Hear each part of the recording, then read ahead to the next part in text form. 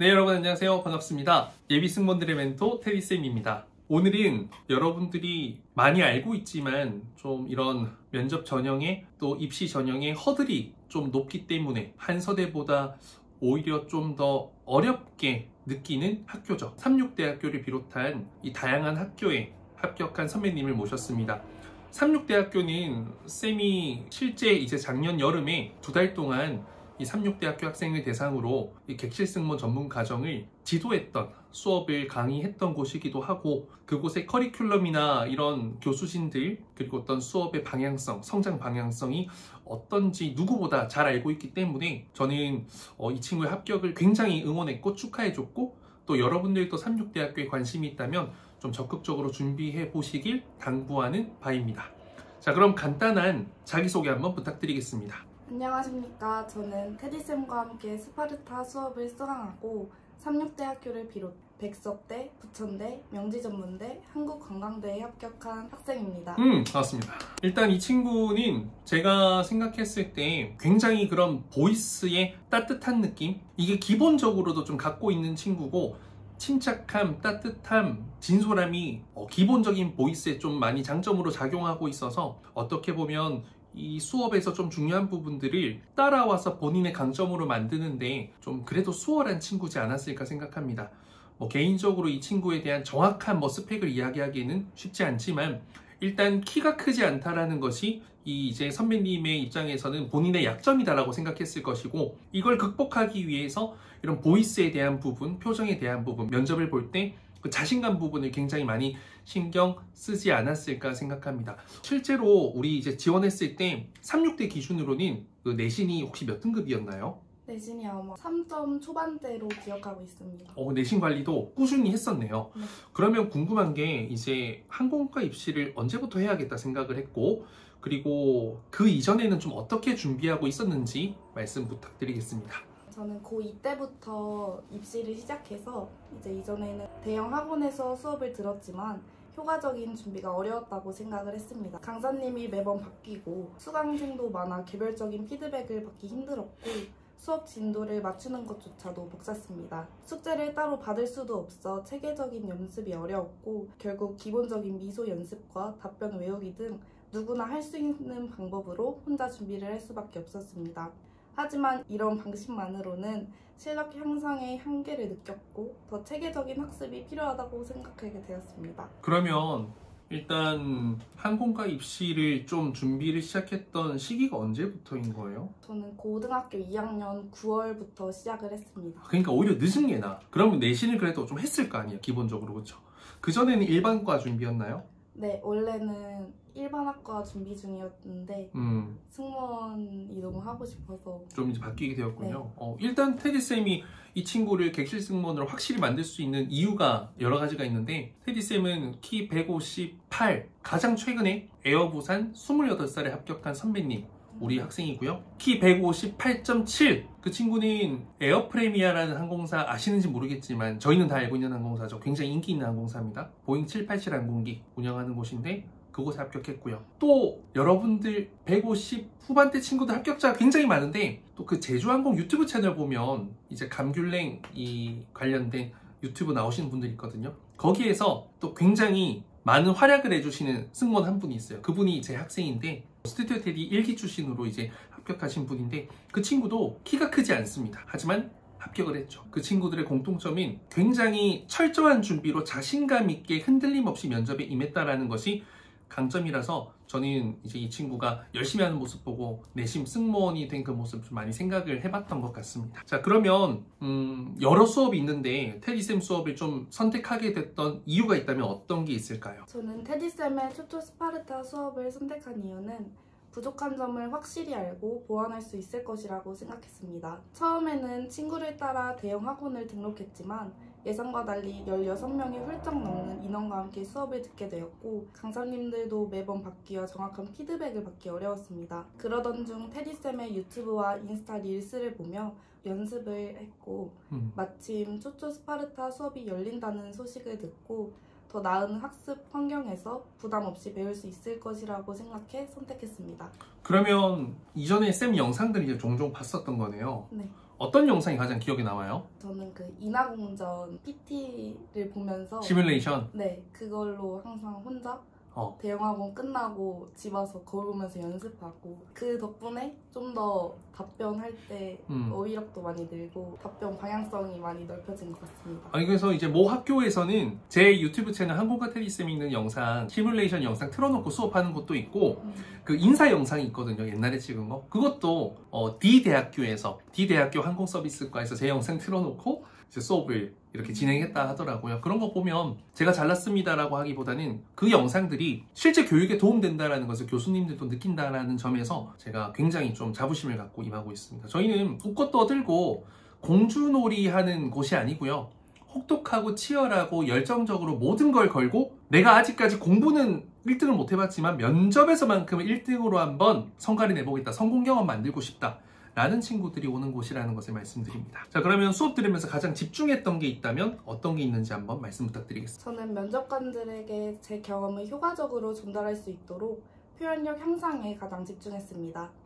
단순히 답변을 외우는 것이 아니라 제 경험을 자연스럽고 설득력 있게 풀어내는 것이 중요하다고 생각했습니다. 이를 위해 테디쌤의 표현력 연습과 답변 예시를 적극적으로 활용하며 같은 내용이라도 더 생동감 있고 논리적으로 전달할 수 있도록 연습했습니다. 표현력 기억에 남는 거 좀 있어요? 어떤 게 좀 가장 본인 열심히 준비했던 것 같아요? 저는 CK 트렁크 연습이 가장 기억에 남습니다. 자, 그러면 선배님 한번 CK 트렁크 뭔지 모르니까 한번 들려주시죠. 면접관님, 아직도 이런 속옷 입고 다니십니까? 이런 거 입으시니까요.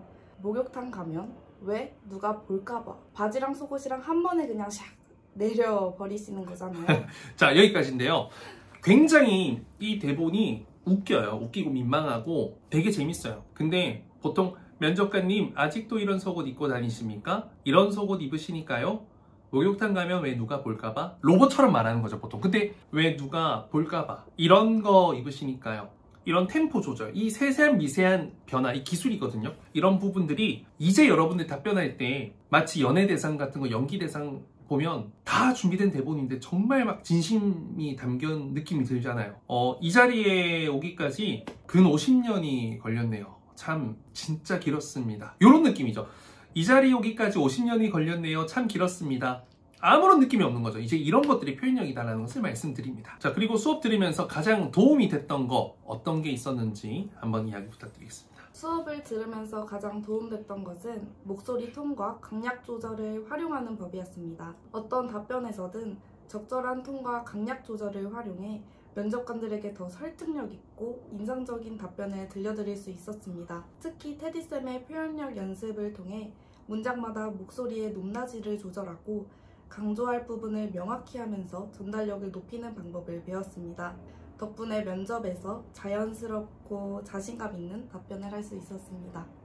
진짜로 일단 가장 처음에 이제 이전의 학원에서는 어떤 피드백을 좀 많이 들었었어요, 본인이? 처음에는 그냥 목소리 톤이 너무 낮다, 되게 기계 같다는 피드백을 많이 받았지만 테디쌤 수업을 들으면서 그런 안 좋은 습관들을 하나씩 고칠 수 있었습니다. 맞아, 처음에는 지금 보이스가 나쁘지 않은데 좀 잘하는 친구들은 처음에 다 인위적이에요. 그런 부분들. 그래도 우리 반이 생각해보면 합격을 굉장히 또 많이 했어요. 지금 이 친구 같은 반 친구들이 벌써 이미 영상에 나온 애들도 되게 많아요. 한서대 합격자부터 해가지고. 그래서 역시 열심히 한 친구들은 다 이런 것에 나올 수 있을 만큼 잘 되구나라는 게 느껴집니다. 자, 본인의 이제 가장 좀 집중했던 거, 좀 나만의 노하우, 실력 향상을 위해서 어떤 부분이 있었는지 한 말씀 부탁드리겠습니다. 저는 실력 향상을 위해 표현력을 키우는 연습을 가장 열심히 했습니다. 테디쌤 수업을 듣기 전까지는 저는 감정과 표현 없이 그저 기계적으로만 답변하는 습관을 가지고 있었습니다. 하지만 이 습관이 좋은 인상을 줄 수 없다는 것을 깨달았고 이를 고치기 위해 노력을 했습니다. 특히 표현력 숙제를 제출하기 전 단순히 암기하는 것이 아니라 감정을 담아 자연스럽게 말하는 연습을 항상 반복했습니다. 거울을 보며 표정과 제스처까지 신경 쓰며 연습했고 목소리 톤과 강약 조절에도 집중했습니다. 이러한 연습 덕분에 점점 더 자연스럽고 생동감 있는 답변을 할 수 있게 되었습니다. 그래요. 표현력은 저는 텍스트, 즉 글자에 생명을 불어넣는 거다라고 생각하는데 노래 가사가 있잖아요. 나는 너를 이토록 얼마나 오랜 시간 사랑했을까. 여기에 생명을 불어넣는 거죠. 감정을 담았을 때 이 한 줄의 글이 옛날 그 사람을 생각하게 하고 지금 내 옆에 있는 그 사람을 생각하게 하는 그 마음의 움직임, 그거 주는 게 표현력입니다. 그래서 되게 추상적이게 느껴지지만 배울 때 굉장히 구체적으로 배우게 되고, 이건 제가 봤을 때 아무런 학원에서도 배울 수가 없습니다. 쇼스타 학원에서 배울 수도 있을 수 있는데 그게 쇼스타 학원이 강남 기준으로 300만 원에서 500만 원이에요. 2달 기준인가 3달 기준. 그러니까 많이 비싸요. 여기 오면 덤으로 배웁니다. 그리고 이제 면접 당시로 한번 돌아가서 받았던 질문, 그리고 어떻게 답변했는지, 제가 아는 이제 또 교수님께서 아마 면접을 보셨을 텐데 따로 막 제가 뭐 어떤 질문이 나올 거다라는 거 물어보지는 않았어요. 실력으로 승부하고 싶어서 어떤 질문 받았고 답변 방향성 부탁드리겠습니다. 일단 3,6대 면접에서는 생기부를 기반으로 약 10개의 질문을 받았는데 특히 리더십과 관련된 질문이 인상적이었습니다. 면접관께서 리더십을 발휘해본 경험이 있나요? 라고 질문하셨고, 저는 학급 물품 도우미, 에너지 도우미, 학급 반장, 동아리 반장 등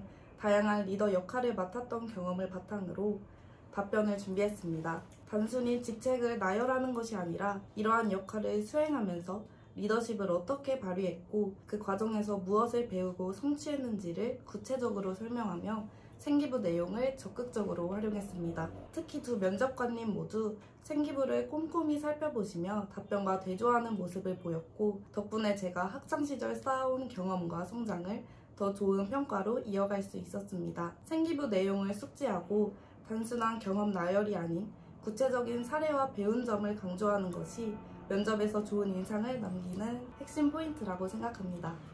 우리 전형은 어떤 걸로 지원을 했었나요? 저는 노마촌 전형으로 지원했습니다. 경쟁률 어느 정도 됐었어요? 경쟁률은 9대1? 거의 10대 1이네요. 자, 보시면 이 4년제 특히 이제 생기부 전형으로 완전히 면접을 보는 곳은 압박 면접이에요. 그러니까 인하공전 뭐 부천대 이런 데처럼 그냥 질문 대충 던져놓고 괜찮은 친구 뽑는 거 느낌을 좀 떠나서 진짜 열심히 할 것 같은 친구. 생기부에 중요한 건 눈에 보인다는 거예요. 눈에 보이는 게 들리면 신뢰가 더 가겠죠.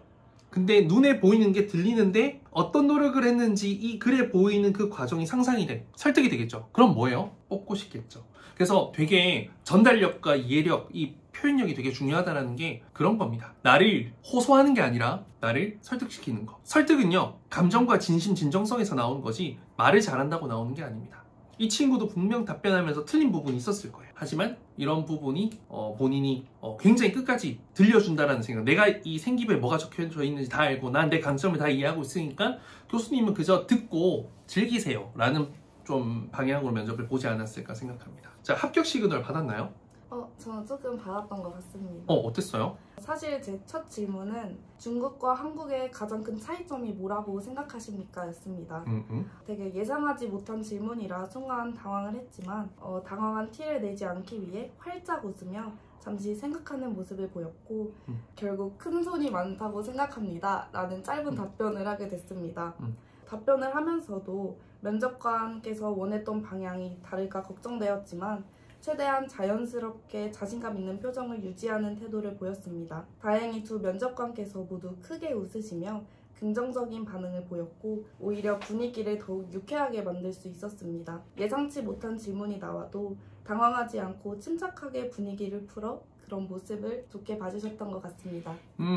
확실히 이런 임기응변 능력도 결국에는 준비와 노력, 증거죠. 그거에 좋은 결과로 이어지지 않았을까 생각합니다. 이제 좀 되돌아보면 가장 잘한 거 있으면 좀 어떤 게 있는 것 같아요? 입시 준비 과정에서? 저는 우선 대형 학원에서 배운 잘못된 습관을 고친 것이라고 생각합니다. 처음에는 감정 없이 기계적으로 답변하는 습관이 있었지만 테디쌤의 감사일기, 표현력 연습, 미소 연습 등을 통해 이를 자신감 있는 습관으로 바꿀 수 있었습니다. 특히 면접에서는 자연스러운 표정과 표현력 있는 답변이 중요하다고 생각하는데 이러한 연습 덕분에 면접 당시 더욱 자신감 있는 태도로 답변할 수 있었고 이는 가산점으로 이어졌다고 생각합니다. 진짜로 이제 저는 다른 학원을 비난할 생각은 전혀 없습니다.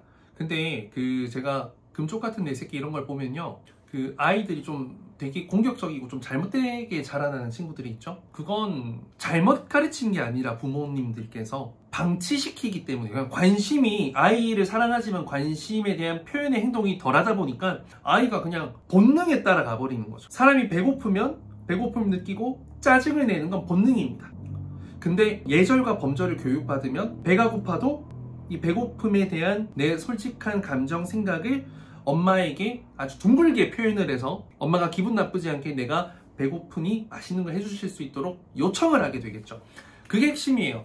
그러니까 대형 학원이 나쁘다 아니다, 다른 학원이 나쁘다 아니다를 떠나서 이 친구가 어떤 강점을 만들어내서 면접을 가야 될지에 대한 깊은 관심은 전 좀 부족하다고 생각합니다. 그리고 학생들이 너무 많으니까 좀 방치되는 게 좀 있죠. 저희도 학생이 뭐 한두 명 1대1 수업하진 않고 저희도 1년 동안 49명을 가르쳐서 이제 이런 합격자 인터뷰를 찍고 있는데 책임질 수 있는 수거든요. 그 정도 수는. 그래서 솔직히 저는 학생 한 명 한 명 한 명에 대해서 다 알고 있단 말이에요. 피드백도 맨날 주고 그 기록을 항상 보고 있고 그걸 확인하면서 면접을 보고 그리고 딱 보면 알기 때문에. 그래서 조금 여러분들을 되게 좀 사랑해주는, 근데 물론 여러분들 선생님이 사랑해주기만을 바라지 말고 여러분들도 열심히 하는 그 모습을 보여줘야 선생님도 여러분들에게 관심을 갖고 하는 거지. 그냥 ISTP처럼 기다리고만 있으면 안 된다. 혹시 MBTI가 어떻게 되나요?